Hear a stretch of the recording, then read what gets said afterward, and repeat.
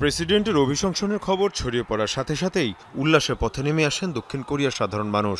আনন্দ মিছিল হয় রাজধানী সিউল সহ বিভিন্ন এলাকায়। শনিবার দক্ষিণ কোরিয়ার প্রেসিডেন্ট ইয়ন সুক ইয়োলের অভিশংসন প্রস্তাব ইস্যুতে ভোটাভুটি হয় পার্লামেন্টে। ৩০০ আইন প্রণেতার মধ্যে ২০৪ জন সদস্য প্রস্তাবের পক্ষে ভোট দেন। অন্যদিকে ৮৫ জন বিপক্ষে, ৩ জন ভোট দানে বিরত এবং ৪টি ভোট বাতিল হয়। অভিশংসিত হওয়া ইউল কর্তৃত্ব হারাবেন, তবে সাংবিধানিক আদালত তাকে অপসারণ বা পুনর্বহাল না করা পর্যন্ত পদে থাকবেন। এদিকে প্রধানমন্ত্রী হান ডাকসু ভারপ্রাপ্ত প্রেসিডেন্টের দায়িত্ব পালন করবেন। একটা কঠিন সময়ের মধ্য দিয়ে যাচ্ছি আমরা। আমার লক্ষ্য প্রশাসনকে সঠিকভাবে পরিচালনা করা। এ লক্ষ্যে আমার সর্বোচ্চ প্রচেষ্টাই চালাবো। গেল ৩ ডিসেম্বর দেশে আকস্মিক সামরিক আইন জারি করেন ইউন।